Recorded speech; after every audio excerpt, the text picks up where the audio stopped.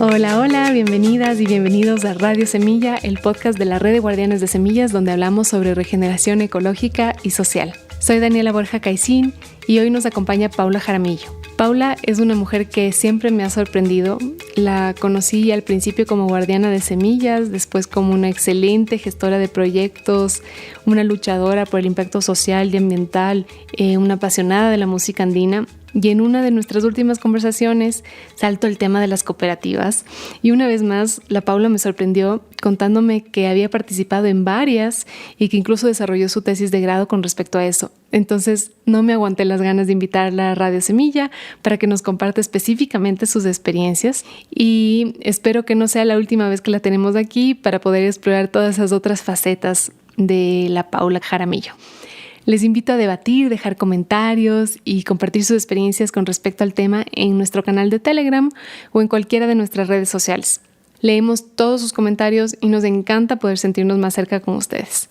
Radio Semilla se sostiene solamente de los aportes comunitarios y el voluntariado, así que si quieres hacer un aporte puedes hacerlo en un solo momento o hacerlo de manera mensual y activar una membresía donde accedes a descuentos y beneficios. Tenemos beneficios digitales y presenciales y los puedes explorar en radiosemilla.com/beneficios. Por ejemplo, en este episodio quiero mencionar a Casa Semilla Cotacachi, que es uno de los beneficios a los que accedemos los miembros y tenemos el 20% de descuento en hospedaje. Casa Semilla es una pequeña pero hermosísima finca permacultural. Tuve la oportunidad de quedarme algunos días en su hospedaje y me quedé impresionada de la belleza y la diversidad del espacio a poquísimos minutos del centro. Así que recomiendo visitarla y aprovechar la membresía. Con esto dicho, comencemos la entrevista.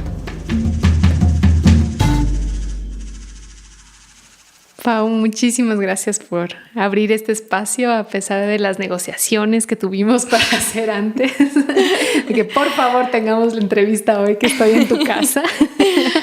Gracias por esa apertura. ¿Cómo estás hoy? No, más bien muchísimas gracias por convencerme y yo muy gustosa de participar aquí en Radio Semilla. Yo también escucho y me encantan los programas, así que espero que esté a la altura. De ley. Bueno, tú ya sabes cómo funciona la dinámica. ¿Nos quieres contar un poco cómo fue tu infancia? ¿Dónde naciste? Sí, bueno, yo nací en Quito, aquí en el Ecuador, pero yo fui una de esas niñas que se movió bastante por el mundo. A los 5 años fui a vivir a Venezuela, posteriormente viví en Estados Unidos, en Virginia, fui también a Perú. Hice mi universidad después otra vez en Estados Unidos antes de retornar al Ecuador. Así que siempre he estado un poquito en movimiento. Así que, bueno, mi infancia fue así, ¿no? Llena de adaptaciones, de diversidad y siempre con las raíces aquí en el Ecuador. Igual mis papás son ecuatorianos y siempre mantuvieron esa cultura, pero también siempre en movimiento. Uh-huh. ¿Fue por el trabajo de tu papá? ¿Eran más hermanos o eras tú sola? Sí, tengo mi hermana Diana. Ella es 2 años menor a mí y claro, es mi mejor amiga, ¿no? Siempre éramos las dos juntitas en todo. Ajá. Cuéntame un poco cómo fue tu vida de escuela y cómo sentías estos cambios, cómo eran para ti. Mi familia es muy unida y creo que cuando nos íbamos a un diferente país, lo bonito es que aprovechabas al máximo, ¿no? Yo siento que donde vivía conocía hasta más que la gente local, porque cuando sabes que no es para siempre, entonces como que quieres aprovecharlo más. Así que siempre paseábamos y descubríamos nuevos lugares y nos adentrábamos a toda la cultura, la música. Nos gusta mucho con mi familia siempre ir a conciertos, a temas de artistas. Entonces creo que fue muy, muy rica en todo eso, ¿no? A la vez tiene su otro lado, que también es complejo, que también es decir adiós a todo eso y saber despedirse y comenzar de cero. Entonces yo creo que eso, pero me hizo quien soy. Como tú me conoces, yo creo que soy una persona muy adaptable, muy camaleónica, que puedo gozar donde me pongan. Entonces, y en entender, o sea, y adentrarme completamente en mi ser, en donde sea que esté. Entonces yo creo que esa es una habilidad muy, muy especial, y también saber desarraigarse cuando es necesario. También creo que fue una importante enseñanza, ¿no? de ese tipo de vida. Pero sí, así más o menos fue mi infancia. Me contabas que después del colegio decidiste estudiar la universidad, ¿verdad? ¿Qué estudiaste? Yo estudié economía política y mi enfoque fue en sistemas agroalimentarios. Ajá. ¿Por qué? ¿De dónde nació el bichito? Bueno, creo que a mí siempre me ha fascinado estudiar cómo las personas se organizan y cubren sus necesidades infinitas con recursos finitos, que al final de eso se trata la economía. Y la economía política es como la rama un poco más filosófica, más como, de intentar de estudiarle al ser humano, por decirlo así. Y sus transacciones. Y sus transacciones y sus sistemas, porque a la final, no, yo no creo que la economía política es, por ejemplo, para hacerte político. Nunca me gustaría ser política. Solo me gustaba como entenderlo, ¿sí? Y sistemas agroalimentarios porque a la final esa es la base, de la más importante base de las transacciones, entonces la y de las necesidades. Y las necesidades, por ende, ¿no? Entonces, yo estudié en la Universidad de California en Berkeley, y ahí tenías una carrera muy interesante que era que podías tomar esta carrera interdisciplinaria. Entonces escogías una temática y tomabas todas las clases de diferentes áreas. Entonces tomé clases técnicas, ¿no? de producción de alimentos, ¿no? en la parte de ingeniería, pero también sociología de los alimentos o historia de los movimientos sociales alrededor de los campesinos, o todos, o sea, de diferentes áreas. Entonces eso también me hizo que sea como una traductora de muchos idiomas, porque sentía que podía hablar con los técnicos, pero también con los economistas y también con los antropólogos. Capaz yo no era la experta en ninguna de esas cosas, pero podía entender el lenguaje de cada uno y enfocarme en esta temática. ¿Y tuviste experiencias laborales allá? Sí, bueno, mientras era estudiante, siempre para un poco la supervivencia y la experiencia, tocaba trabajar medios tiempos y así, ¿no? Entonces, he hecho algunas cosas como de resolución de conflictos que trabajé un tiempo, y también en la cooperativa donde yo vivía, ¿no? Cuéntanos cómo funcionaba. Sí, eso es como justo la temática del día de hoy, un poco de estos sistemas en California y en Berkeley especialmente. Todo el movimiento cooperativista es súper fuerte y es muy fascinante. Creo que las cooperativas realmente surgieron y tomaron fuerza durante la Gran Depresión. Cuando hay una necesidad, yo creo que la gente se organiza como puede. Entonces, ahí la crisis de vivienda, la crisis alimentaria, era demasiado. Y para sobrevivir, pues, más barato por docena y más barato por más personas que hayan. Entonces, la gente se unía. Y desde entonces habían formado estas cooperativas de vivienda.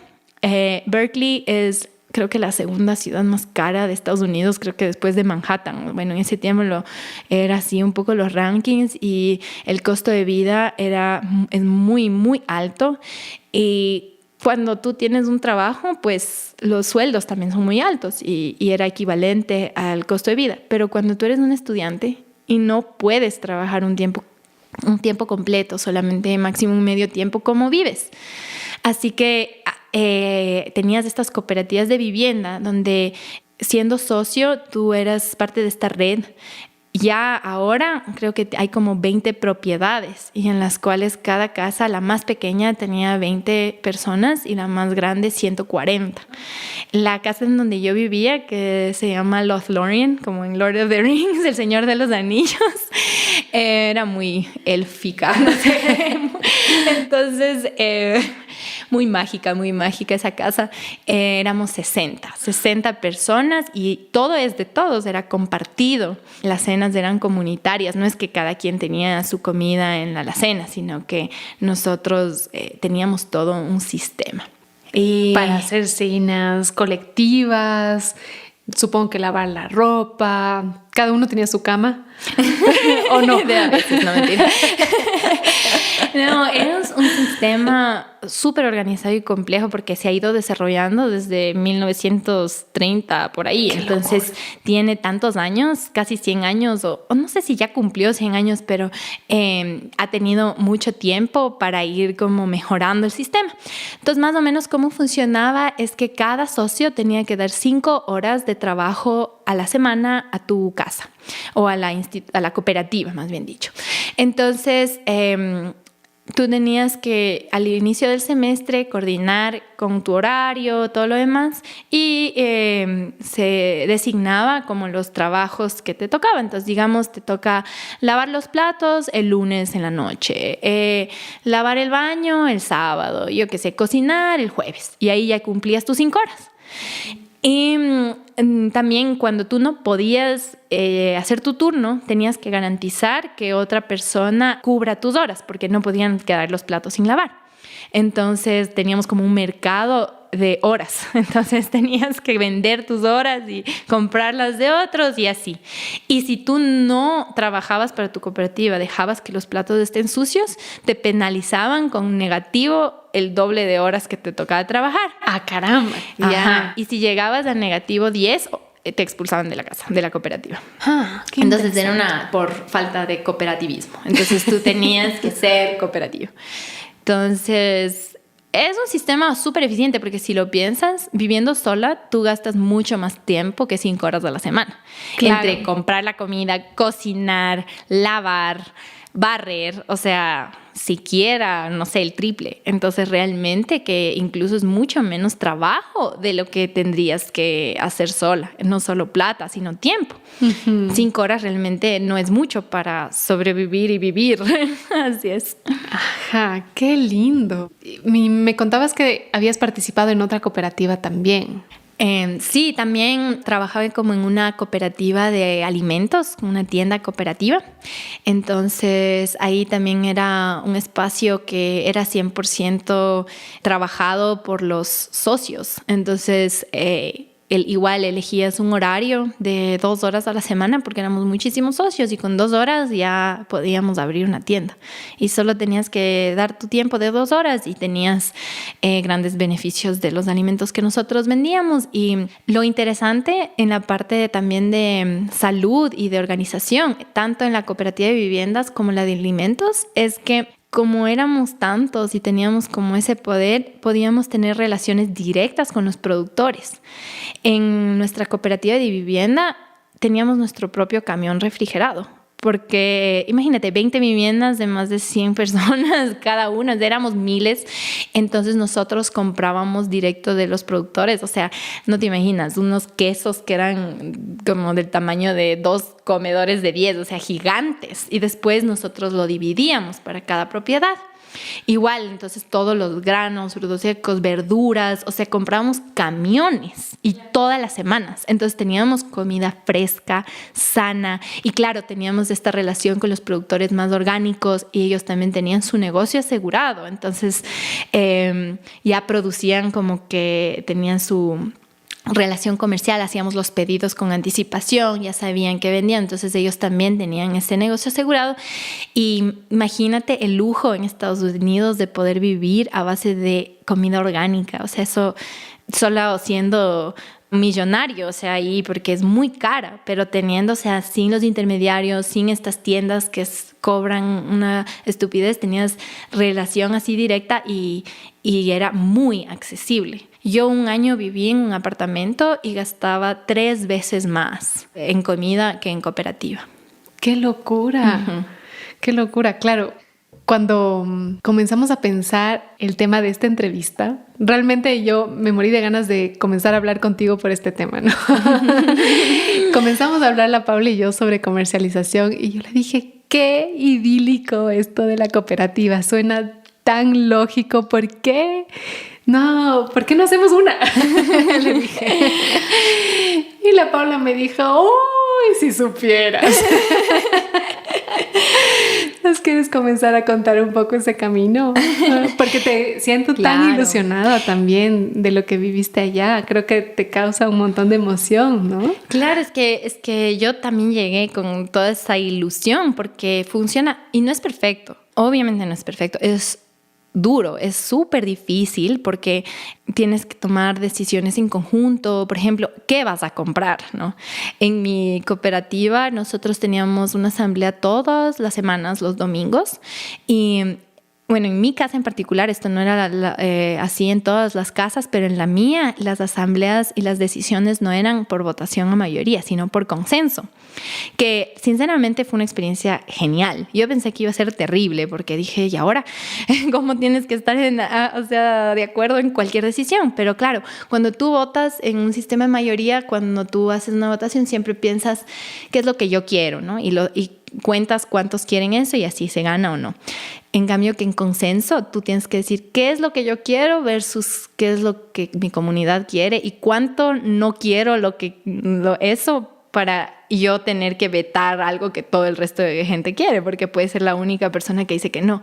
Entonces comienzas a pensar más en colectivo. Pero también te meten unas broncas terribles porque hay pasiones y muy diferentes y todas estas cosas, ¿no? Y no es sencillo. Yo incluso fui la coordinadora de limpieza 2 años. Puedes imaginarte un montón de estudiantes de universidad lavando platos y baños y todo, y yo tenía que garantizar que todo esté limpio porque además como teníamos una cocina industrial, porque era gigante, éramos 70 a la mesa todos los días, entonces venía de repente inspeccionar la ciudad para ver la sanidad y mi firma era la que iba ahí en la inspección como coordinadora de limpieza. Entonces, claro, no es nada sencillo, ¿no? Sí, un par de veces tuvimos que votar a alguien de la casa. Algunas veces también hubo problemas grandes de conflictos graves, o sea, todas estas realidades. Pero eso es la realidad en cualquier comunidad. O sea, eso es importante saber, que no es que vivir en comunidad es todo el mundo felices y contentos, sino que la necesidad tiene que ser más grande. Uh-huh. El gusto y el sentimiento de familia y todo es lo bonito, lo positivo, los conflictos, que todos saben todo de todos, horas que tienes que dar en este tipo de temas sociales, es la parte negativa. Como todo sistema hay partes positivas y negativas, pero la razón que funciona es la necesidad. Entonces, cuando conversábamos, yo te decía, yo pienso que en California estos sistemas funcionaban porque Estados Unidos es un sistema súper individualista. Es como el estereotipo más fuerte así del capitalismo, ¿no? Y que cada quien vive por su cuenta, haciendo sus cosas. El sistema de la familia, que al final es la primera comunidad y la más fuerte porque es con sangre que tenemos. Allá es súper débil ese sistema. La gente se va a los 18 años y le visita a sus papás una vez al año en Thanksgiving y ya. Entonces, al ser este tema de la estructura como comunitaria y familiar tan débil, la gente como seres sociales, como los humanos, buscamos esa comunidad. Entonces el cooperativismo era como la contracultura, era la revolución, era irte en contra de todo lo a tu alrededor. Entonces ya no era solamente por la novelería de tener tu grupito de amigos, sino que ya comenzabas a invertir como tus emociones y tus pasiones, ya era como una postura, sí, una postura política.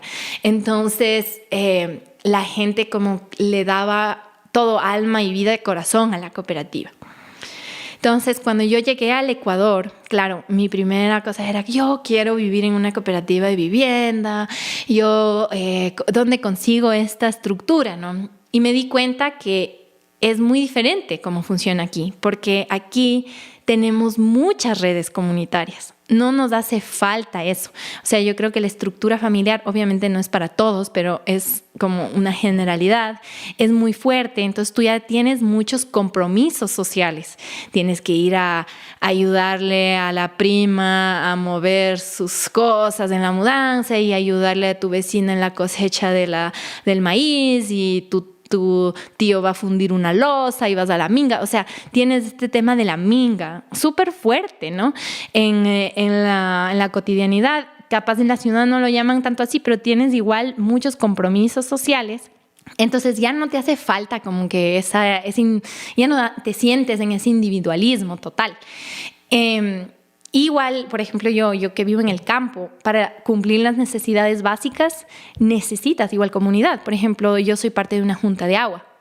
Tenemos mingas todo el tiempo y si no colaboras en la minga, o sea, no tienes agua. O sea, no hay de otra. No es como que, no te diviertes en cooperativa, sino no tienes agua. ¡Punto! Cuéntenos un poco más para profundizar para quienes no estén en Ecuador.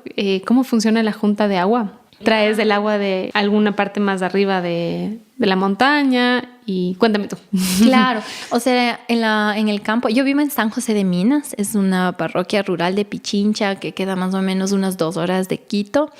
Y bueno, aquí y en la mayoría de las zonas rurales no es que hay la red del agua potable, ¿no? Y simplemente, claro, en la ciudad abres la llave y pagas tu cuenta y tienes agua. Pero en cambio, si tú no eres parte de la red y tienes que tener agua, tienes que formar tu propia red. Entonces, eso sería imposible hacerlo solo.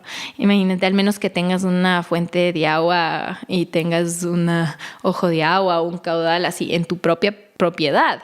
¿Cómo lo haces? Entonces, claro, desde más arriba donde nace el agua, en mi caso yo vivo en la parte baja, entonces el agua donde yo tengo, de donde nace el agua que llega hasta mi casa es 27 kilómetros desde donde yo vivo. No puedes traer eso sola.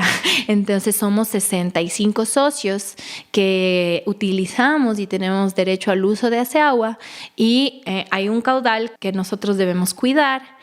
Tanto la fuente hídrica tenemos que cuidar como todo el canal. Ahorita justo estamos trabajando en entubar una parte, que también es un trabajo muy grande, y para eso, por ejemplo, tenemos que mandar y participar en la minga una vez cada 3 días. O sea, es una inversión súper fuerte porque estamos haciendo este trabajo. O si no, las mingas ordinarias eran una vez al mes, porque tienes que asegurar que no se llene de hierba, que el caudal esté fluyendo correctamente. Y eso es para tener algo básico como agua.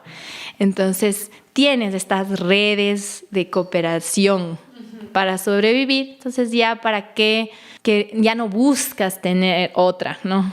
Uh-huh. Y ese le viste como el mayor impedimento generalmente, porque de lo que entiendo insiste tu tesis en base a las cooperativas y por qué funcionan más en unos lugares que acá en Ecuador.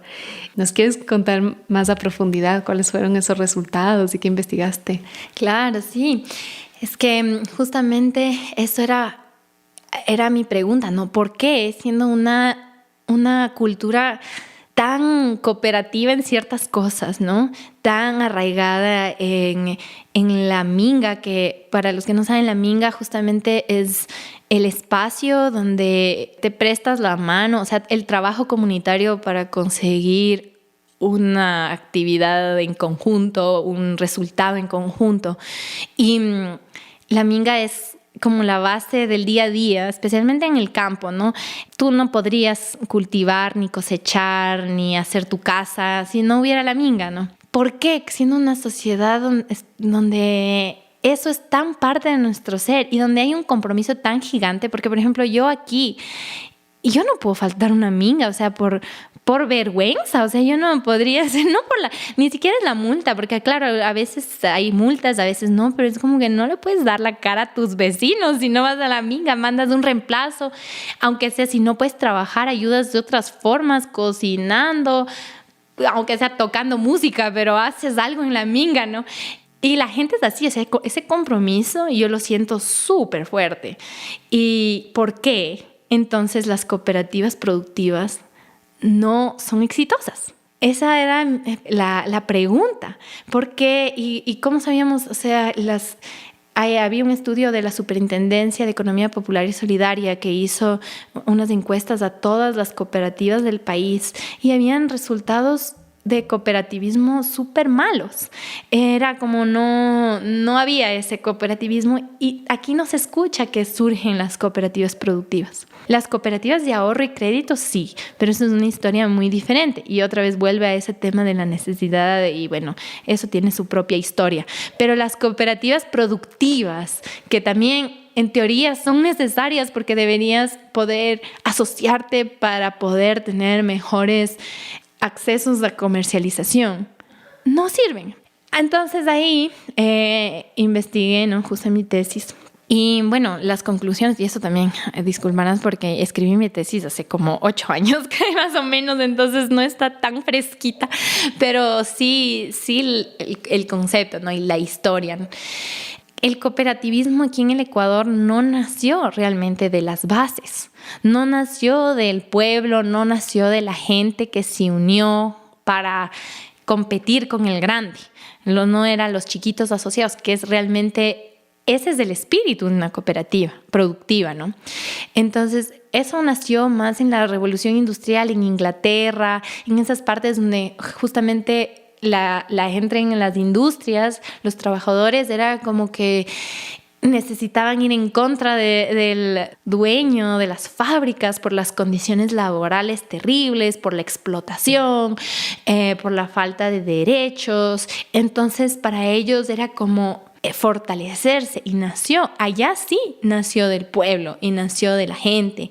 Entonces ellos todo lo que hacían y lograban como tomarse las fábricas y lograban conseguir todos estos temas de mejoras de su calidad de vida.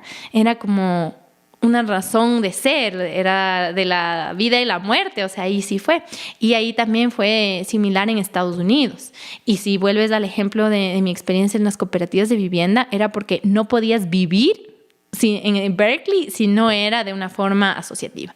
Y volviendo al Ecuador, en cambio, la historia cambia mucho porque aquí existían más bien las comunas y que eran otra forma de organizarse. Y las cooperativas fue algo impuesto por el Estado. Fue un modelo que el Estado sugirió y que obligó, o sea, a la gente a unirse. ¿Por qué digo obligar? Porque en la Revolución Agraria, cuando se entregaban las tierras de las haciendas a los guasipungueros, lo entregaban en forma de cooperativas. Entonces ese era el modelo que ellos tenían para entregar estas tierras. Entonces no era una cosa que la gente, yo quiero mi cooperativa, sino que, va a ser el modelo para insertarles dentro del modelo del Estado.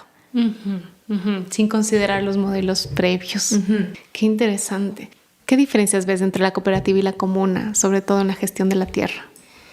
En la comuna, por ejemplo, en las asambleas, todo el mundo que está dentro de ese territorio es parte de la comuna. Puede ser menor de edad, anciano, mujer, hombre, todo. O sea, todos quienes están en ese territorio son comuneros. Entonces, en una cooperativa, en cambio, tiene socios. Y ahí el IERAC, cierto, no expliqué que es el Instituto, ¿cómo es? Ecuatoriano de la Revolución Agraria. Entonces, sí, por sus siglas, IERAC, Agraria y de Colonización, así es. Por eso, literal, está la palabra. El IERAC era justo el ente encargado, ¿no? de este tema. Ya no existe, se disolvió, pero bueno, en ese entonces ellos tenían sus reglas de cómo funcionaba una cooperativa. Y como en una cooperativa tú tienes socios y solo podía haber un socio por familia. Entonces, ¿qué pasó? Que generalmente elegían el socio, el hombre cabeza del hogar. Entonces ya le quitó la voz y voto a las mujeres, por ejemplo. Ya no podían ir a las reuniones, o si iban a las reuniones era solo de oyentes. Ya no tenían un voto porque no eran socias, porque solo podía haber un socio por núcleo familiar.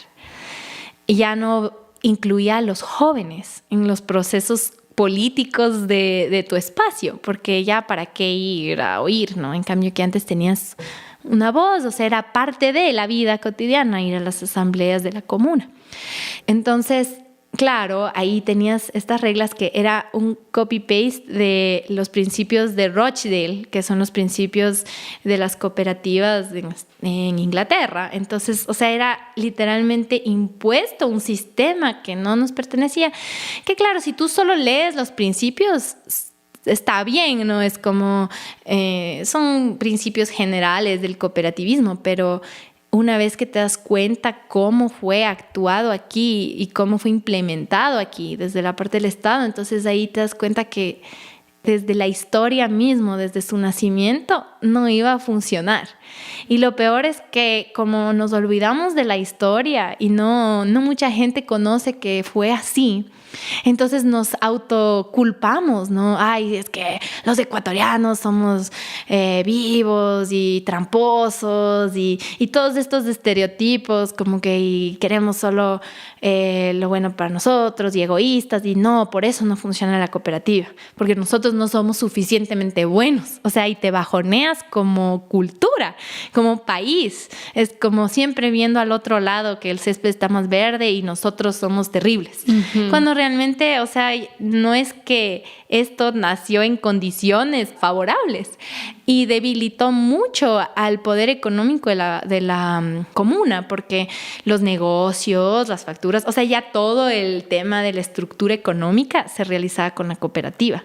No es que una comuna tenía un RUC, o sea, y cosas así, en cambio que una cooperativa sí. Entonces comienzas ahí a diseñar toda tu sociedad alrededor de este sistema y se fueron excluyendo y excluyendo. Últimamente con la ley de comunas, y bueno, ha habido algunos cambios, pero de todas maneras, o sea, ese sistema a propósito fue debilitado, porque tú veías que nuestros países vecinos, Perú, Colombia, Bolivia, tenían levantamientos campesinos súper tenaces y súper fuertes. Y en el Ecuador es como que se adelantaron, ya vieron lo que pasaba alrededor y fue como, bueno, dividamos las tierras con la revolución agraria y damos cooperativas para mantenerles pasivos. Entonces fue un poco así la historia. ¡Qué locura! ¿Y por qué las cooperativas de ahorro y crédito tienen otra historia y sí funcionan?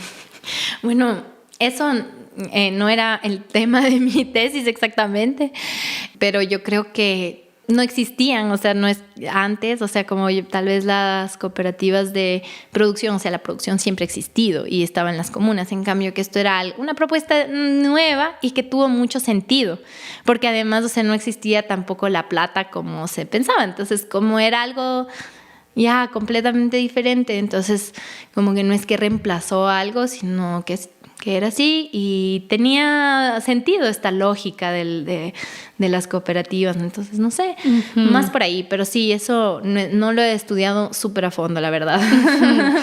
Me gustaría pasar a la práctica porque sé que también eres parte de algunas iniciativas, que no sé si llamarles cooperativas, pero entiendo que hay como cajas comunales, que este territorio se maneja mucho con cajas comunales. Hay una cooperativa famosa nacida en Atahualpa, por ejemplo, que está muy cerca de Minas. Y también escuché de un grupo que se llama Maquipura, ¿verdad? ¿Nos puedes contar un poco qué iniciativas surgen acá para ese interés comunitario? Bueno, las cajitas de los banquitos comunitarios, que le dicen a las cajitas de ahorro y crédito, son una gran manera de tener microcréditos a base de la confianza. Y bueno, yo soy parte de cajitas, ¿no? Y te da una oportunidad muy especial para poder primero desarrollar el tema del ahorro y después poder apoyarse mutuamente. Entonces, funciona que igual los socios deciden un monto que se debe ahorrar cada mes. Entonces, en el caso mío son de $10, es el monto mínimo y 50 es el máximo. Y de ahí en esa misma sesión se hacen microcréditos. Es súper chévere porque la plata trabaja, no está estancada, sino que está dándose las vueltas y tienes la oportunidad de apoyar a tu círculo, ¿no? Entonces es súper bonito. Y bueno... ¿Y después retorna con interés? Claro, con interés. Entonces así va creciendo. Pero lo bonito es que ese interés ya es tuyo, o sea, es de tu grupo, no es como de un banco que que después ellos invierten como sea, sino que el interés regresa a ti de cierta manera y a seguir apoyando a tu comunidad y a tus socios. Entonces eso es súper bonito. Yo quiero saber los detalles. ¿Cuánto es el interés que retorna y qué hacen con los intereses colectivos y cómo llevan las cuentas? 3 preguntas. O sea, hay algunos modelos, ¿no? Y depende también de cuán grande es tu banquito. El que yo estoy apenas tiene 1 año, entonces, por ejemplo, para capitalizar, nosotros tenemos créditos de corto plazo con intereses un poco más altos, pero fueron decididos y aceptados por todo. Bueno, es 2% mensual. Pero como son créditos que son de 3, 4 meses, o sea, no es que es tanta diferencia, ¿no? Porque claro, si ya tendrías 2% mensual para un crédito de años, eso ya es demasiado, ¿no? Pero estos son pequeños créditos porque necesitas capitalizar rápido en los primeros años. Pero después la idea es que igual cada año se discute y se puede cambiar, porque es tu pequeña cajita. Entonces, en una asamblea puedes cambiar como tú desees. Entonces, por ejemplo, mi compañera Yolanda, que trabaja conmigo, ella tiene una cajita que ya va como 15 años funcionando. Y ellos tienen un interés de 10% anual. Entonces, ahí ya es más parecido. Y ellos, es increíble, ponen igual, creo que solo $5 y ahora ya tienen como, no sé, $50,000, o sea, circulando, es así. O sea, es una cosa impresionante lo que puedes después ya estar en acción. Pero de eso nada está guardado en un lugar, o sea, todo está circulando y trabajando.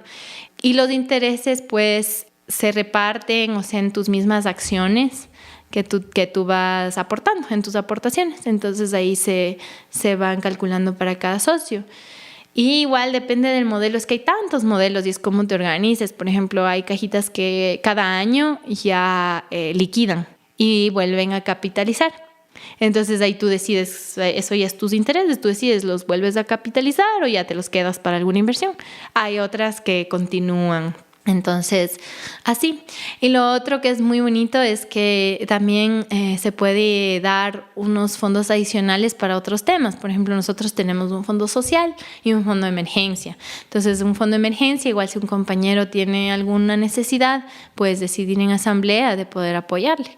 Y es $1 al mes, que tal vez ese $1 se te pierde o lo gastas en una golosina y ya es como le puedes salvar a tu comunidad, a tu amistad familiar, lo que sea, de alguna necesidad muy grande. Y tenemos un fondo social, entonces igual cuando ya se acumula podemos irnos a un paseo, hacer alguna comida, hacer alguna cosa bonita entre todos. Igual ese $1 se acumula y después ya es algo significativo, ¿no? Qué lindo. De tu experiencia, ¿cuántas personas mínimo y máximo puede tener una cajita? ¿Qué es lo que has visto acá? O sea, todo depende de cuán rápido quieres capitalizar, o sea, y tus necesidades. Yo diría que necesitarías mínimo unas 10, tal vez, o sea, no es que mucho, pero claro, ahí también puedes decidir poner más de $10 o puedes poner 20, o sea, no sé, ahí todo depende de tu grupito. Entonces, sí, después lo máximo sería en cuál es tu red de confianza, porque esto solo es a base de confianza. Pero es interesante porque en San José de Minas, donde yo trabajo en la fundación, se abrieron muchísimas cajitas de ahorro y crédito hace 20 años que ya funcionan autónomamente. Y cuando comencé a trabajar ahí fui a conversar con varios y creo que en todos los años había como un caso de morosidad. O sea, la gente no es morosa porque es alguien que tú tienes que ver la cara. Entonces, eso es la confianza. Entonces, tú tienes que abrir tu banquito solo en tu red de confianza, porque ahí sí, si ya le abres mucho y ya no es parte de tu red, no va a sentir ese compromiso social, que es lo que le ata, y después ya va a fallar, o sea, puede desaparecerse. Entonces tiene que ser de esa red. Pero si tu red es grande, entonces ten más personas. Mencionaste la fundación. La Paula trabaja en la FUCAE actualmente. Hicimos un episodio con Yolanda y con Jorge. Es una organización hermosa que trabaja con árboles nativos y reforestación, así que pueden escuchar el episodio para tener más contexto de eso. Y quería preguntarte ahora sobre Maqui Pura. ¿Qué significa? ¿Qué es? Maki pura significa, bueno, maki en quichua es mano, pura es como entre manos, entonces el significado sería como manos unidas o préstame tu mano. Entonces, bueno, somos un grupito de unos 25 agricultores que queremos hacer un tema un poco más regenerativo, más hacia la agroecología, hacia una transición, porque algunos de los compañeros no venían desde eso, sino desde lo más convencional. Y lo interesante es que llevamos como unos 3 años donde nos unimos cada semana para prestarnos la mano. Entonces vamos a un terreno y nos ayudamos a trabajar, porque siempre a veces hay muchos sueños para hacer en tu terreno, pero la mano de obra es una inversión muy grande que no la vas a poder hacer y entonces no vas a poder aplicar tal vez cosas que aprendes o que quieres intentar. Entonces así de esta manera ya 25 manos, o sea, bueno, 50 porque tenemos 2 en este caso. Ya puedes hacer más cosas. Entonces es bien bonito eso, es un grupo bien unido y todo. Qué lindo, Paula. Tengo varias preguntas todavía. La una, como para ir cerrando el tema de las cooperativas, aunque no sea con la figura de cooperativa, ¿tú tienes alguna recomendación o ves alguna luz para poder trabajar más en colectivo y darnos esperanza de juntarnos con los otros y bancarnos un poco lo difícil de las discusiones y las asambleas, pero con estos bienes comunes de pronto comer más sano o poder aprender los unos de los otros o poder vivir con una mejor calidad de vida? Hay tantas cosas que podríamos lograr en colectivo. Demasiadas. Y no tenemos las figuras que nos ayuden. ¿Qué podrías decir al respecto? Bueno, yo estoy de acuerdo, hay demasiadas cosas que puedes hacer en colectivo, que es increíble, y no solo en el campus, en la ciudad, o sea, hasta en un edificio, hacer compras juntos ya te ahorrarías full. Y podrías mejorar la calidad de vida de los agricultores, claro, a los que compras, y comer orgánico, tanto que puedes hacer. Tanto. Si te da pereza cocinar, podrías unirte con 5 personas y que cada uno se lo cocine un día a la semana. O sea, sí, incluso cosas así, ¿no? Entonces, primero lo que diría es como, creo que le tenemos que perder el miedo a lo colectivo, no ser tan negativos de nosotros mismos, porque ahora que, bueno, conocen un poquito más conocer un poquito más del por qué es así, y si es que es así, cómo romperlo o hacerlo diferente. Entonces, en vez de culparse a uno mismo de, ay, es que nuestra sociedad no funciona, pensar, sí, tal vez no es todo como sociedad, o sea, eso es una generalidad muy grande, sino ver un poquito más allá qué es lo que no funciona. Y con eso mi recomendación realmente es tener claridad y organización en los sistemas y las reglas. Yo cuando llegué aquí viví en una casa con varias personas, en una casa que se llamaba El Nervio Popular, que era más o menos por el mercado de la Santa Clara. Y cuando yo llegué, yo era como que necesitamos tener reglas de cómo votar a alguien. Y la gente era como, ¿por qué? Todos somos amigos, eso no va a pasar. ¿Acaso tú desconfías? Y yo así como, no creo que nadie le vamos a tener que votar, pero me gustaría tener reglas para que si es que llega a suceder, no sea la responsabilidad cargada en una persona, sino que ya tengamos un sistema. Entonces, sistemas, no figuras, porque yo he tenido que estar en muchas directivas, en la Junta de Aguas, en varios espacios, y es horrible estar en una directiva porque te cargan todo a ti como persona. Todas las decisiones, todos los problemas, todas las cosas. Y si no haces, te critican. Si haces, te critican. ¿Por qué hiciste así? Y es porque no hay reglas y sistemas claros. Entonces se convierte en la figura del liderazgo que se le cae todo encima. Y es muy duro ser líder y estar en una directiva. Ni siquiera de un conjunto, peor de una junta de aguas o de una cosa así. Entonces, si tuvieras reglas más claras, no tendría que responsabilizarse un individuo, sino que simplemente vuelves a las reglas y dices, acá es así y tener varios sistemas.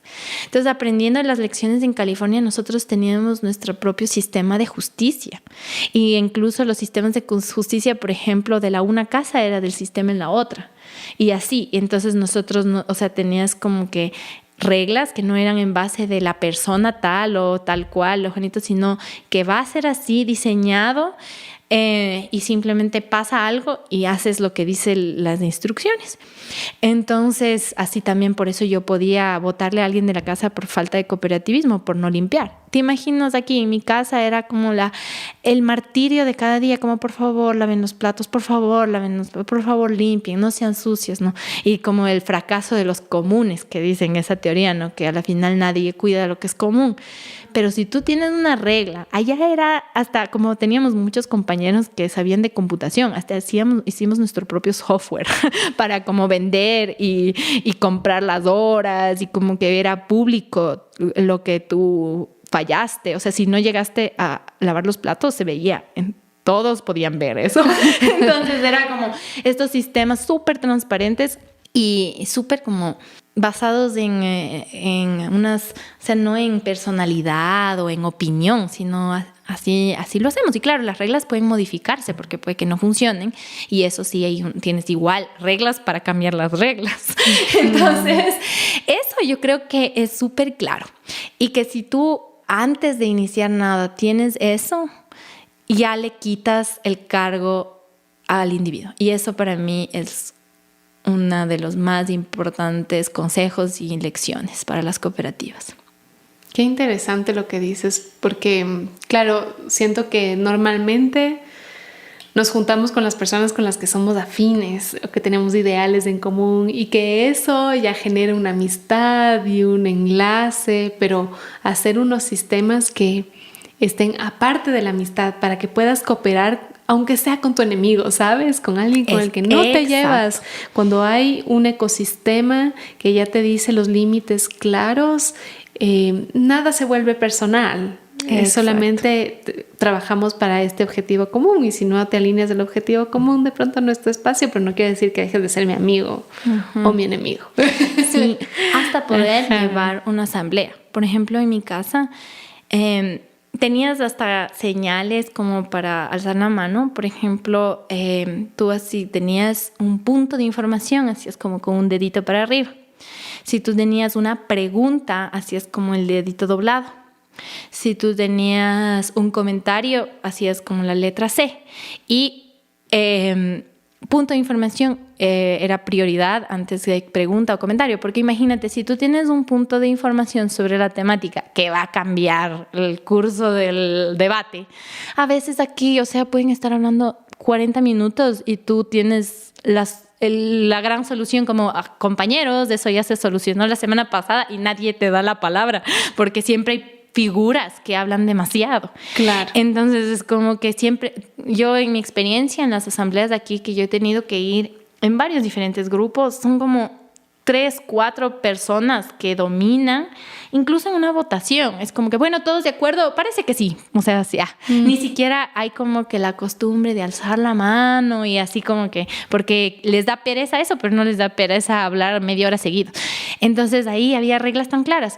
La pregunta es más importante que un comentario porque primero toca aclarar. Entonces tú tenías algo así, si tú tenías una respuesta directa, igual hacías una moción, entonces te daban una prioridad. Había alguien que estaba mirando las manos para ver qué señal hacías. Había alguien que te cortaba el tiempo de intervención. Tienes 30 segundos para hacer tu pregunta. Si tú haces una pregunta y un comentario, te cortan porque tú dijiste que ibas a hacer una pregunta. Entonces hay reglas que seguir. Y eso era súper más fácil. Imagínate, teníamos asambleas todo el tiempo en consenso y eran ni siquiera una 10ª parte de cortas que en la junta de aguas. Era rápido porque ya tenías una costumbre. En cambio que acá estamos como hay como mucho rechazo a aprender estos sistemas. Como que te da pereza o parecen muy estrictos, muy cuadrados. Muy cuadrados, pero en cambio este tipo de reglas creo que hace que las cosas fluyan, que las voces se escuchen, que haya más equidad entre los personajes. Y pues, o sea, la verdad, una vez que ya te acostumbraste, fluye mucho mejor. Pero eso, por ejemplo, bueno, capaz que difícil imponer, otra vez volvemos a imponer, o sea, yo agarrar esta experiencia en California e imponerla en Ecuador, o sea, capaz no es lo mismo. No debería ser que agarres el modelo de otro lado y lo impongas, pero sí con tu comunidad crear tus reglas y darte el tiempo para crearlas, escribirlas, firmarlas, y ahí con lo que tú decidas, no necesitas ser igual que allá, pero con lo que se decida, respetarlas. Qué lindo lo que dices, Pau. Me emociona porque siento que también se nutren de ambas cosas. Por un lado, poder tener referentes de otros lugares no quiere decir que lo vayamos a adaptar así tal cual, pues sería un error, pero también tener una guía, decir, esto funcionó en otro lugar, ¿cómo lo hacemos para nuestra cultura, verdad? Sí, yo creo que seguro tienes un montón de experiencias y bueno, vamos a dejar tus datos de contacto por si alguien quiere indagar más de otras formas de hacer las cosas, y si tú tienes como referencias de dónde investigar o cómo se hacían en tus cooperativas pasadas, creo que va a ser un gran insumo que no vamos a poder cubrir ahora en la entrevista, pero vamos a dejar los contactos de la Paula por si acaso a alguien le interese. Después de este tema de las cooperativas, a mí me gustaría mucho indagar también qué es lo que hace la Paula ahora, qué ha hecho este último tiempo, un poco el trabajo con la fundación, pero también con tu espacio, porque eres parte de la red de Guardianes de Semillas y me encantaría que nos cuentes de ese proceso. Bueno, una vez que yo ya regresé al Ecuador, yo siento que yo siempre busqué un poco enraizar, como hablábamos en el inicio de este capítulo, ¿no? Que yo siempre estuve en movimiento y para mí era como algo impactante que había sembrado tantos árboles y jamás he visto una fruta de un árbol que yo he sembrado, imagínate, porque ya estaba en otro lado. Entonces yo tenía ese deseo, buscaba eso, y este espacio como me encontró a mí realmente, porque yo nunca había conocido San José de Minas, pero una prima de mi mamá justamente estaba vendiendo este terreno y mi mami, ella creció en el campo y justo estaba buscando quizá jubilarse otra vez, volver. Entonces pasó así y yo un día igual vine y sentí esta conexión súper fuerte con este espacio. Cuando llegué era un potrero completamente abandonado, sin nada, ni hierba, solo rabo de zorro y cosas así. Y sentí como que este llamado a cómo hacer mi espacio de vida. Entonces, ahora ya son 6 años que he estado aquí en este proceso de regeneración, de cultivar con mucha paciencia. Eso también creo que buscaba, ¿no? Este terreno y la madre tierra, pues era mi maestra de paciencia en este mundo tan rápido que todos estamos acostumbrados a que ya tiene que estar. Esto no era así. Entonces poco a poco se fue cultivando, regenerando, sembrando cantidades de árboles, teniendo animales. Y bueno, ahora 6 años más tarde ya se ve la diferencia. Tengo una diversidad de animales, tanto silvestres como de la granja, cultivos, de todo. Y intentar de hacer mi espacio de vida, y justamente eso es en lo que estoy trabajando en mi vida personal. Yo tengo igual el sueño de poder cerrar ese ciclo, ¿no? Tengo este bichito que está dentro de mí, que es como que se puede. Quiero poder lanzarme a intentar, se puede vivir de la agricultura de una forma diversa, o sea, no haciendo monocultivos, no apuntándole a la exportación. O sea, aquí en el Ecuador también comen todos, entonces... ¿Por qué no? ¿Por qué no se puede? Y quiero yo, o sea, intentarlo, responder esa pregunta. Y si sí, ¿cómo se puede? Para igual hacerlo, ya sea en colectivo o con redes o de diferentes formas, ¿no? Pero eso un poco es ahorita la misión, y estoy esperando igual el próximo año capaz abrir una tienda donde se pueda comercializar directamente. Como mi modelo productivo no es tener un solo cultivo todo, sino diverso, entonces yo digo quizá en una tienda también se necesita esa diversidad. Entonces eso es lo que voy a lanzarme y apuntar. Y mientras tanto, también aquí en San José de Minas, en la Fundación FUCAE, es donde yo he estado los últimos años, y aquí trabajamos igual en todo este tema de la regeneración, del desarrollo sostenible. Trabajamos con las comunidades para encontrar igual alternativas de vida que puedan tanto proteger al medio ambiente, pero también que generen una sostenibilidad económica y social. Entonces tenemos proyectos y emprendimientos de apicultura, de crianza de cuyes. Trabajamos en muchas diferentes áreas, ¿no? Y tenemos lo que es nuestro vivero comunitario que hemos mantenido ya desde el año 97. Sí, ya son bastantes años y cada año plantamos más de 25,000 árboles con todos y quien quiera, los estudiantes del colegio, las comunidades, familias, de propiedades privadas, con empresas, y tenemos más de 30 especies de árboles en el vivero.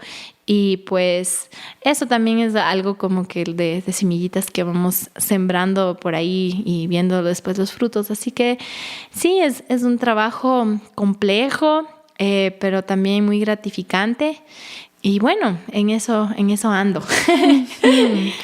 Sí, a ratos. O sea, yo también quiero dar un poco de contexto porque tu finca es hermosa, tienes ya un sistema rotativo de gallinas, tienes un hermoso reservorio con tilapias que se alimentan solas, que no tienes que darles balanceado, que a mí me parece ya es una ganancia tremenda, creciendo un bosque comestible de más de 300 árboles, hiperdiverso, con más de 100 especies, supongo, ¿no? Sí, por ahí. Sí.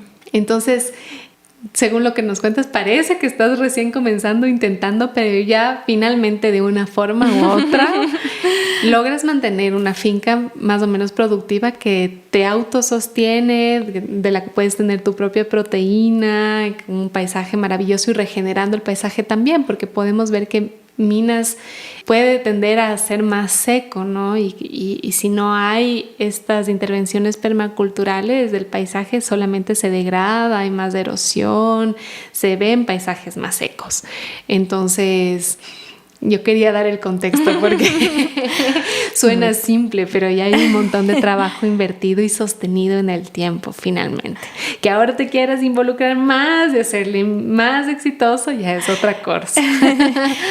Pero finalmente ya funciona, ¿no? Sí, es verdad, ya.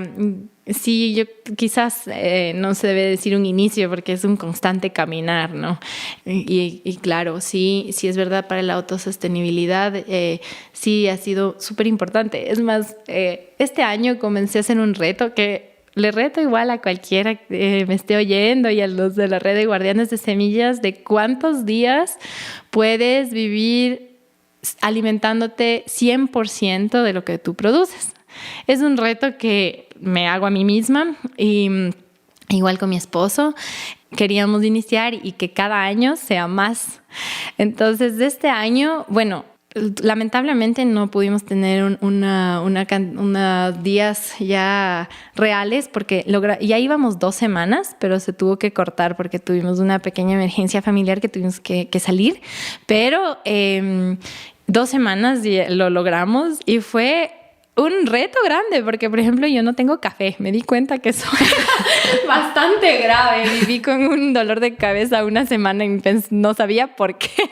De ahí me di cuenta. Y claro, lo reemplacé con muchas agüitas de vieja. Eso sí había y no sabía por qué me dolía la cabeza. Así que ya dije, necesito cultivar café para este reto. Pero claro, el pan, el arroz, los desayunos, o sea, igual muchas tortillas de maíz,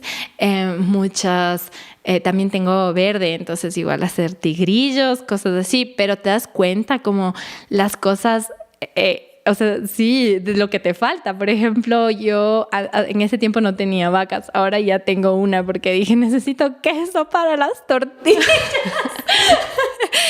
Tenías que ser recreativo porque 100% solo lo que produces. Así que fue un reto bien interesante, pero proteína no me faltó porque hay cuyes, tengo chanchos, gallinas, huevos, tilapia. Más bien los carbohidratos fueron fuertes.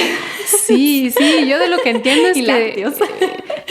Me parece que Bill Mollison dice eso, concéntrate también en hacer producción de carbohidratos, de energía fácil que te sostiene, que finalmente, de lo que entiendo, son los carbohidratos lo que nos dan la energía para seguir el día a día y las proteínas las que construyen nuevas células y construyen nuevos tejidos, pero para la gasolina es el carbohidrato, ¿no? Sí, y a veces, que, si quieren hacer el reto conmigo, les reto.